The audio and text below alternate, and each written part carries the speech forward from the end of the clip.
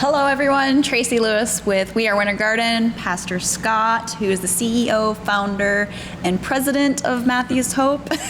I'm getting it good now. And Shelley Bradford, who is the vice president and executive director. I'm still working on that one, but I'm gonna get it next time. This is episode 7. I'm excited to talk about this. But first, Shelley, what is Matthew's Hope and what are you guys doing? Matthew's Hope is a homeless ministry, and we are in Central Florida. We have a location in Winter Garden as well as in Cocoa, so Orange County and Brevard, and we serve the homeless. Anywhere from your homeless person that is going to be chronically homeless, all the way to transitional housing as well. Okay, Scott, do you have anything to add to that? No, she did a great job. She always does. Love it.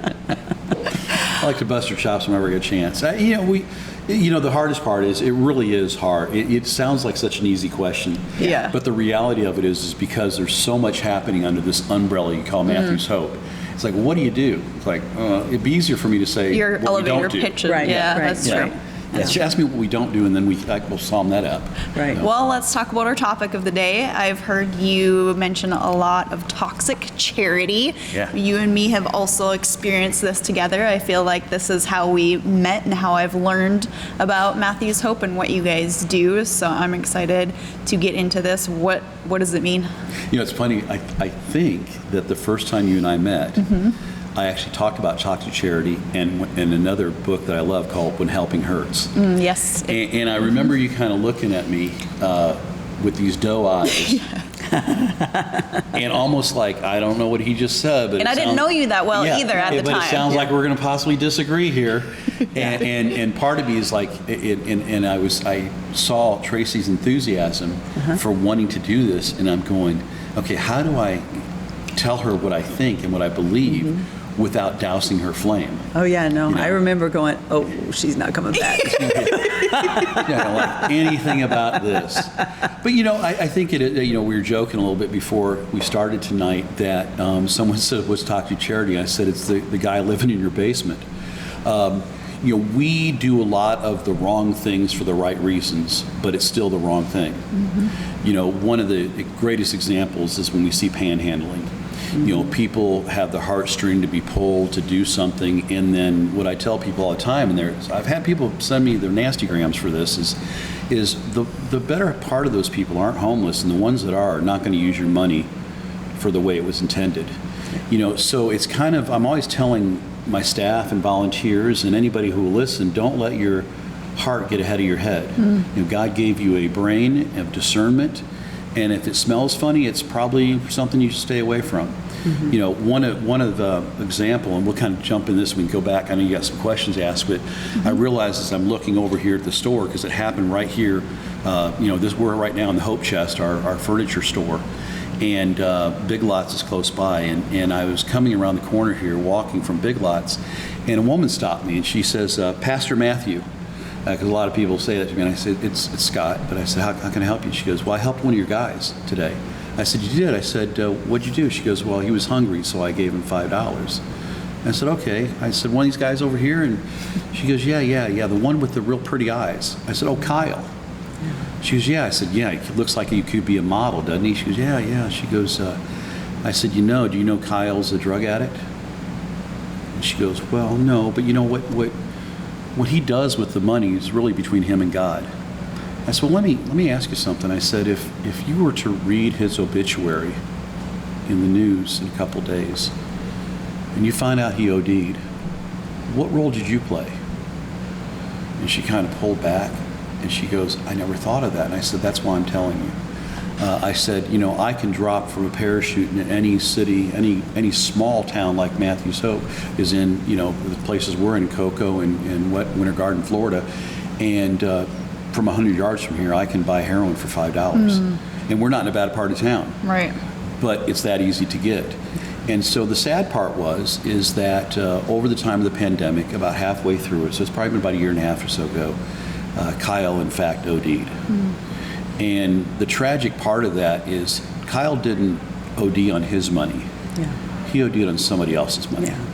And this is why it's so important that that people that again, you're doing the wrong thing for the right reason. I get the right reason, the heart of compassion, the heart of wanting, sometimes saying I'm living a Christian life. But the truth is that no, don't do that, because like I said, toxic charity, that's what it is. It's very toxic. When helping hurts, you're hurting them. It's much like raising your kids. If you do not raise your kids to stand on their own 2 feet, they are going to be very, very hung on to you for everything. Right. Yeah. And sometimes they need to get their nose busted a few times to know that life is not easy, but you can't run home for someone to take care of it. Sometimes you got to figure it out. And so that's our kind of belief at Matthew's Hope is we're not going to let your nose get too bloodied. Right. But we're going to let you suffer the consequences of your actions at some, and then talk about how we make the corrective actions on those things. So instead of giving them that $5, what do we do? Well, what I try to tell people is if they say they're hungry, say, well, there's a McDonald's right over their way there. I can't put you in my car, but if you'll meet me there in a few minutes, I'll buy you whatever you want. First off, I'll tell you that 99 out of 100 times, nobody's going to show up. Second thing I'll tell you, if they do show up, and they, in fact, we're hungry, I'm going to use your money in a proper way. If you can just get out of yourself for a minute and just maybe sit down and have a cup of coffee with them, rehumanize them a little bit by, tell me about you. Because these people have not been asked about themselves for, some of them, for years. And they have bought into the lie, and we have taught them to act like animals, that we will have a cattle call every once in a while, and you run through this line, and we're going to give you food, clothing, hygiene, whatever. And then we do it all again. We get on the bus, and we do it again. And we got to get away from that thinking. Yeah. So that's a good example. Shelley, what's another example of this toxic charity?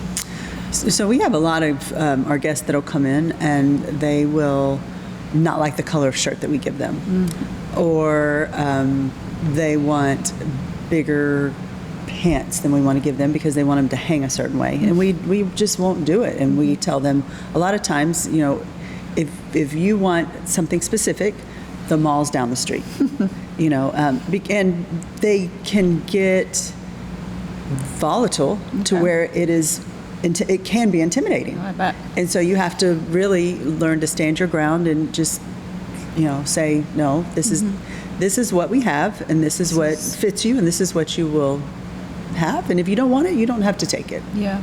So that's a big issue that we've dealt with a lot. A lot of entitlement type thing. But again, Yes, we have, yes. when I say we, society, we have taught people this. It's kind of like food stamps.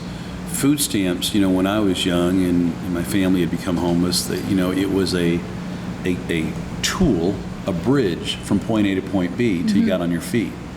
Now it's every day. And when I was a kid, we used to have to pull them out. They almost were like Monopoly money, different colors. Yeah. And it's funny because I was talking to my mom about this, and she remembered how much I hated that, to pull those things out. But because I hated that is why I've never didn't been on want it to do myself. it. Yeah. Okay. Even when I went homeless as an adult, I figured it out. And part of figuring it out is understanding that you live in a real world. So we at Matthew's Hope try to make everything real world based. You have budgets to work with. You have responsibility and accountability. And I think all that goes a long way, because if you just send money down a dark hole and you don't, as I look at our donors as investors, our investors expect and should expect a return on our investment, as opposed to, you've given me money and I'm going to try to be a good steward of it, but I'm going to do this, this, and this. And it's like, well, if you didn't move that person forward in life towards a life of independence and self-sustainability, then what have you done other than prolong and then have them come to expect, well, when I run out of this, someone is going to hand me something more. Right. So you guys help the guests to get out of that dependency of toxic charity. Yeah. Because A lot of it's mental health. I mean, it really is. Okay. It's, someone said, what do you do one day? And I said, I'm the dad to a couple thousand homeless people. Because much like I raised my own children, I raised them with expectations and realizing that I was not going to be there for them forever. And nobody was there for me. And so now through Matthew's Hope, we're here for you but we're here to help you help yourself. Yeah. And so that's why you see on our trucks and our buses and vans and stuff, it's to help us help them help themselves. We're asking the community to come alongside of us with your time, talents, and treasures, and we're going to help them, but we're going to help those that are helping themselves. You know, and it's funny from a Christian standpoint, a lot of people think giving stuff, that's the way. No, I can actually show you in Scripture. You know, I paid attention to a few days in seminary where it says, you eat, you work. You eat, you work. And there's other places, though, it says care for those that can't care for themselves. Now, that said, I think people would be stunned to know how many of these folks that we deal with are suffering from some level of physical or mental disability. And I'm not talking about mental illness. There's those too. Okay. Yeah. But there's more to it. They look physically fine, but mentally, for whether it's trauma they went through or they just weren't born with a whole stack of marbles, however you want to say it. It's I know it's brutal. Yeah, I know. I don't even know how to say it. But This is no BS. So. And in all fairness what to it Shelley, is. having children that were birthed with special needs, she's. I don't even know how to be as sensitive to it as she is, but she's not overly sensitive because when I watch her with her kids, those kids are as normal, whatever normal's supposed to be. I mean, they realize they have responsibilities and they participate. Yeah. And I think we have to do the same thing, not just with our children, but folks that have experienced trauma and then have been beaten down to buy into the lie that they're worthless and what have you. Right. And start building that dignity and opportunity. But ultimately, until they embrace the situation they're in, until they're sick and tired of being sick and tired, there's not much we can do. Right. But once they embrace that part, then it says, okay, now let me show you the way. Yeah. Oh, I'm not going to carry you, but I'm going to show you and I'm going to show you the steps. Yeah. Can you think of an example of somebody, or maybe just somebody who you helped break that toxic charity with, or what specific? Oh, my. So right now we actually have a kid who was born with special needs. He was Okay. born with disabilities. We all just adore him. And for the longest time, he would just come in and get our services, and everybody just would, joke with him and have a good time. But now he's actually working for things, and it's kind of cool Okay. just to kind of sit back and watch and see, how he's participating and moving forward as well. It's really kind of fun to watch him now. And he takes a lot of pride in his work as well. That's great, because you Yeah. guided him out of that. Yes. Oh, yeah. When you see that, the light goes on, that mind change. Who's the I mean, I guess he's in his 30s now, the young black kid with a really big smile in that arm. Okay. He was in the other day. Yeah. Yeah. And here's what's very interesting is he comes in, and I don't know what it's called, but his arms didn't fully develop. So this Okay. one's kind of short and like here, and this one I don't think he has all his fingers. And but he's super personable, and he has this big smile does, and yeah. this big personality when you bring it out of him. And I said, when was the last time you worked? He goes, oh, I've never had a job. I said, how old are you? He said, I think he said 32. I said, 32? I said, I've been working since I was 12. You've never had a job? He goes, no, sir. He says, my mom told me I couldn't have one. Isn't that sad? That's really sad. And I went, what? Because you're not like the other children, okay? And then later on it was, well, now you get this little $709 disability check. You'll lose that possibly.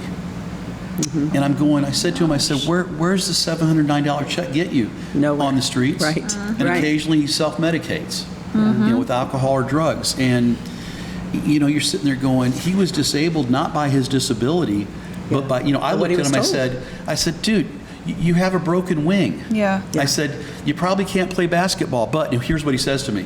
He goes, oh, I play basketball. Right. I'm like, okay, I just can't get my head around this. So you have to change his thinking. It's changing that thinking is if you play basketball with 3 fingers in one hand and an arm that's shorter than the other. You certainly then- can make more than $700. Oh, listen, and his personality and his smile is so infectious, you barely notice anything else. Yeah. Okay, but the sad part is we talk a lot, and each time I'm with him, and he says, I'm almost ready. I don't know if almost will ever get him there. Right. He might be one of those people that we're serving until death do us part. Yeah. Which is sad because he's someone who certainly has been disabled Yeah. by society and by his And by mother his mom. yeah.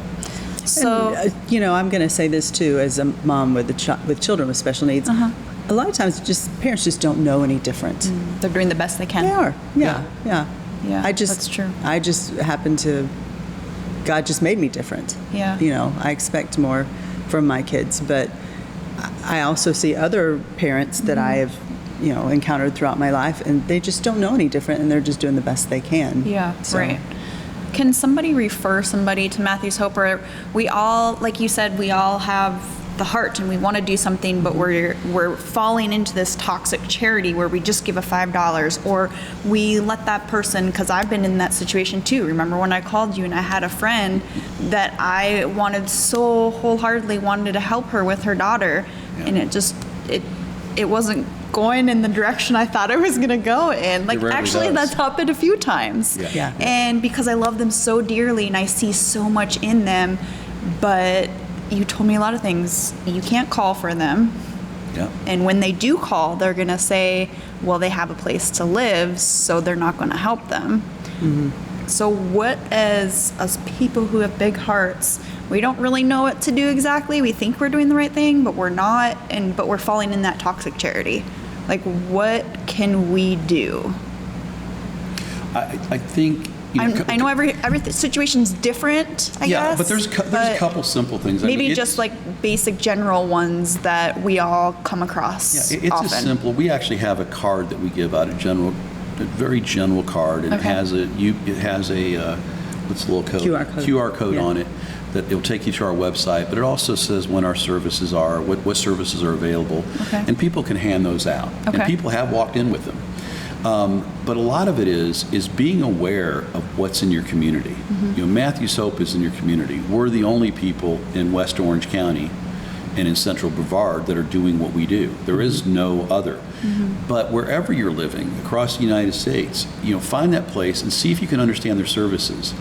And if God pulls your heart towards someone, and He will, if that's what you're willing to, if you're willing to open yourself up to it, and you'll come across that person, and then you can speak some truth into their lives and maybe offer them some hope and say, hey, we know this place. It's very cool for us when we see former guests of ours now kind of vetting guests for us and pre-telling them, here's what you can expect if you go in here. Yeah. But like Sherry was saying, like, it's going to take work. Yes. Oh, yeah. And then you have, unfortunately, people that sometimes have learned my personal story and stuff, and you'll have, and it happens at least a few times a month, where a mom or father, usually it's a mom, that will call me and say, I just know you can help my son. And I start talking to him, and the first thing I find out is they have been offering toxic charity to that son for the last 20 years. You have to And all break of a that sudden, cycle. yeah, and they've gotten to that point where often it's because they just no longer can. Yeah. They're retired, they don't have the income they had before. Sometimes they're just sick and tired of it. But a lot of times, the reality of it is this economy that we're in has changed a lot of things for a lot of people. So those few extra $100 they don't have now. But what happened is they've created this chain of toxic charity for so long that now this person's angry at them because how dare you, there's a funny commercial on right now, and I can't remember what it's for, where the guy says, but you're my mom and dad. And he's like 30-something years old. I've seen that. And he Yes. throws the ball or whatever. Yeah. But it's the same thing, and it's funny to watch, but the reality of it, this is happening. And Right. so I feel then it's they getting worse burn and their worse. bridges, and now they're out there. But I will tell you that nobody's lost. Everyone has a chance. Making them aware of it and then getting them to us. We make ourselves very easy to find. Do you guys And- still do like the pastor bucks? Oh yeah. What's the Yeah. pastor bucks? Well, pastor bucks are for. This is where I want to look in the camera. Okay, no, any camera. I'm telling you, no. Shame. Do not be handing stuff out your window. Okay, because guess what? It's not going to work, and someone's going to get hurt out there. Yeah. One of the things I'm asked when I do public speaking and stuff is, one question that always comes up is Scott, how can we stop panhandling? And I say, quit giving stuff out your damn window. That's how you do it. And if we could get the whole community to work like that and then move people towards services like Matthew's Hope or whatever's in your community. But for those that just absolutely can't help themselves, we came up with this idea, and it's called Pastor Bucks, and it started as a joke, 13 years ago. I had been assaulted and pepper sprayed on a day by a homeless person. By the way, this is not something that happens. It just doesn't. But it did happen in that case. This person felt like I was trying to get his pregnant girlfriend out of the woods, and he was very angry. So he stalked me, he got me. And so I had a friend of mine who was doing caricatures that day of homeless people. And so after the fire department comes out and they wash my eyes out with Dove soap, that just tells you when Dove soap goes in your eyes and that feels better. Yeah. Okay. So I'm swollen. Stuff has come out of every orifice of my body, and I'm kind of like this. I used to wear spiky hair, and I'm like, God, Well, they drew that, and there's a portrait somewhere around the office, and they zeroed it down on a $5 bill, and that became Pastor Bucks. And the idea behind it is that you can buy Pastor Bucks from us, and then if you're so determined to give something out, you hand that out your window. If they tear it up, we still have the $5 to help someone else. I like that. If they bring it, they have an extra $5 that they can come to Matthew's Hope and get things they possibly need in the way of hygiene or other clothing or additional stuff that we would already do for them. I love that. So it works. That's really good. It really is. It's strange, but it works. No, that's something that's helpful to me to know that you guys still do that, so I can go in and, because I can't help myself. But I wanted to know that they're getting the resources and that they're putting in the effort, and if not, then it's still going to the next person. Well, and I'm who pretty is. confident that there's no drug dealer around here accepting Pastor Bucks. Wouldn't that be Though, something? however, there is a restaurant locally. Somebody might see this and might start now. Now you gave them the idea. There is a restaurant here locally that I actually walked into one day, not far from here, that, how people put their money, their first dollar and stuff? Yeah. And there was Pastor Bucks up there. Oh, wow. So clearly, That's funny. one of our homeless folks actually used Pastor Bucks and got accepted at a local restaurant. Oh, I wouldn't expect that to happen very No. often. So let's talk about what's coming up. We have some fundraisers coming up. We have the Wild.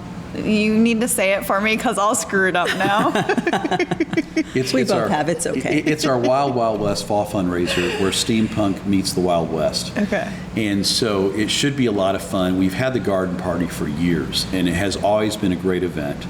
It's been more of a challenge event since the pandemic and the economy change and trying to feed, 300, 400, 500 people.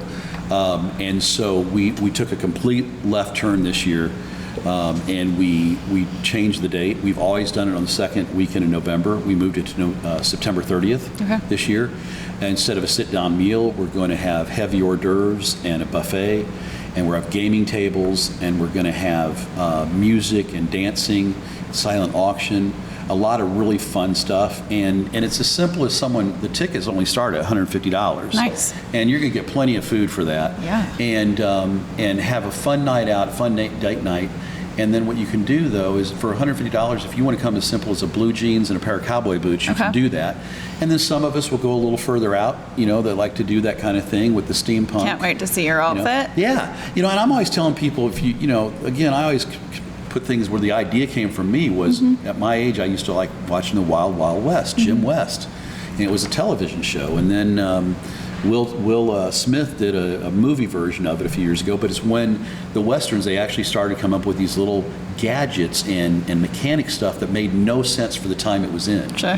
And so it was just That's fun. fun. I said, okay, that would be fun. Yeah, that's exciting. That'd be fun. That's So something we can do together. It's going to rock. That will help. Yeah. And then we have the acoustic sunset. Do you want to tell us a little bit about that? That's coming up. So that's a fun night as well.